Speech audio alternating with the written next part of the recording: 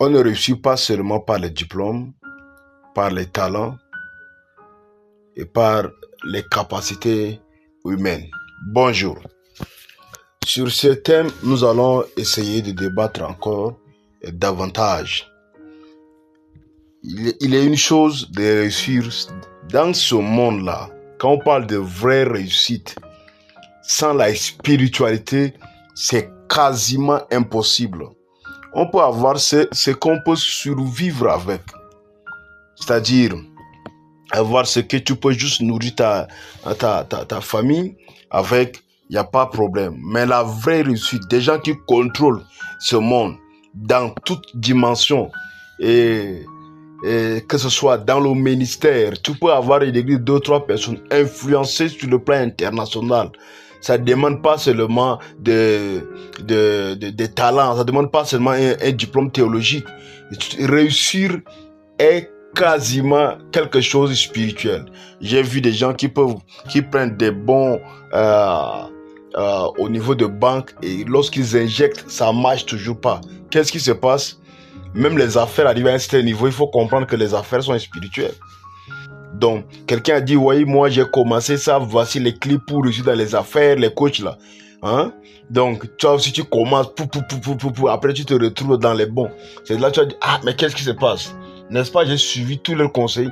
On ne réussit pas seulement avec les diplômes, on ne réussit pas seulement avec les talents, on ne réussit pas seulement avec les capacités humaines. La réussite est spirituelle. Toute réussite est spirituelle. Donc, on va lire quelque chose. Matthieu chapitre 10, le verset 34. La Bible dit, « Ne croyez pas que je sois venu apporter la paix sur la terre. Je suis pas venu apporter la paix, mais l'épée. » L'épée représente la compétition et les luttes spirituelles qui existent dans notre vie. Donc, dans la société, il faut comprendre que même si tu peux seulement vendre des choses au marché là, il y a des gens qui vont venir avec des choses pour enterrer et t'empêcher de progresser. C'est pourquoi la plupart des gens au nom de Jésus partent au marché et ils échouent lamentablement. Ils ont dit, mais attends, Dieu m'a abandonné. Dieu ne t'a pas abandonné. La réussite est d'abord spirituelle. Ça inclut des choses où, par exemple, tu commences un business quelque part. Donc, le premier jour, premier bénéfice du premier jour, là, ça appartient à Dieu. Quand tu essayes de faire ce genre de choses, tu vas comprendre que tes affaires doivent marcher correctement. Quels sont les satanistes? Il y a des sacrifices qu'ils font régulièrement pour que leurs affaires avancent. Mais toi, tu ne fais rien, tu ne viens même pas à l'église, tu es occupé. Lorsque tu commences même à vendre les pistaches des 500, là, tu n'as plus le temps de venir à l'église. Donc, tu n'as pas une alliance avec la divinité. Mais comment peux-tu réussir avec une société compétitive comme notre génération présente? C'est que tu vas toujours échouer. Vous savez, j'ai toujours dit ces derniers temps que le savoir est essentiel. La grâce nous introduit dans un champ de bataille en permanence. Lorsque Dieu te donne la grâce de faire quelque chose, toute personne qui est arrivée sur la terre en tant qu'enfant de Dieu, tu as une grâce de réaliser quelque chose. Tu as une grâce de devenir quelqu'un. Mais ce que tu as reçu la grâce pour devenir, il faudra comprendre aussi qu'il y a un monde de ténèbres qui est en compétition avec toi. Et que ces gens ne doivent jamais, ils ne doivent jamais te laisser la main libre de réaliser ce que tu dois réaliser, d'arriver là où tu dois arriver. Ils doivent toujours poser des choses devant toi pour t'empêcher d'aller. Donc, ce que tu dois comprendre est que pour obtenir ce que Dieu a pour nous, nous ne devons pas seulement les prendre, mais l'arracher. C'est pourquoi Jésus, Christ lui-même, c'est lui qui a introduit le christianisme dans le monde. Il a dit ceci.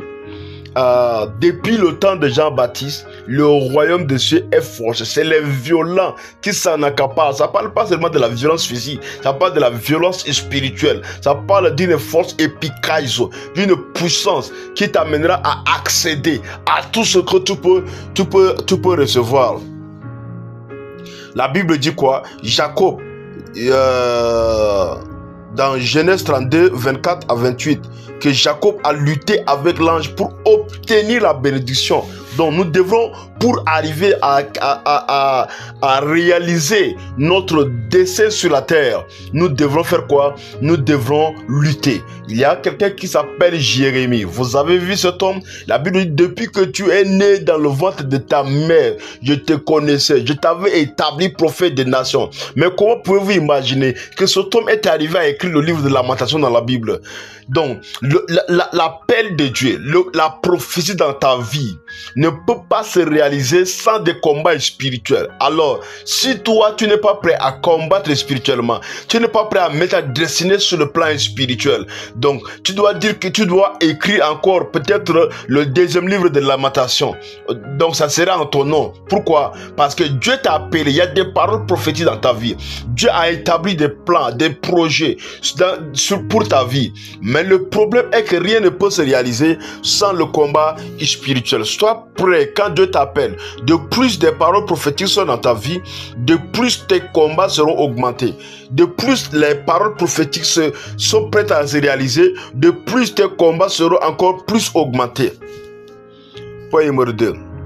La carrière se construit d'abord sur le plan spirituel avant de briller devant les hommes. La carrière se construit d'abord sur le plan spirituel avant de briller devant les hommes. N'avez-vous pas vu des docteurs qui vendent, qui ouvrent des petits cafétérias, je ne dis pas des restaurants? N'avez-vous pas vu des docteurs qui marchent à pied aujourd'hui? N'avez-vous pas vu des gens qui sont remplis de diplômes, mais ils mangent rarement à la maison aujourd'hui? Le problème, c'est que la réalité spirituelle est primordiale. Tu peux ignorer la réalité spirituelle. Tu peux dire ce que tu peux dire. Tu peux négliger des hommes qui prônent les choses spirituelles. Mais la réalité spirituelle doit toujours être primordiale. La Bible dit dans Éphésiens chapitre 6, le verset 12. Car nous n'avions pas à lutter contre la chair et le sang, mais contre les dominations, contre les autorités, contre les puissances de ce monde des ténèbres. Donc il faudra comprendre que ce monde n'est pas gratuit, ce monde est spirituel. Point numéro 3. Le monde du succès ou le monde des champions est un monde d'éloges. C'est pourquoi tu vas comprendre que la victoire ne vient pas seulement des compétences, mais du pouvoir spirituel, de la puissance. Donc, par exemple, David a triomphé de Goliath, non par sa force, mais par sa foi en Dieu. 1 Samuel chapitre 17, le verset 45. Il faudra comprendre quelque chose, que la prophétie était sortie pour David, mais il y avait un géant, un Goliath qui était devant la porte de son royaume, la porte de sa prophétie.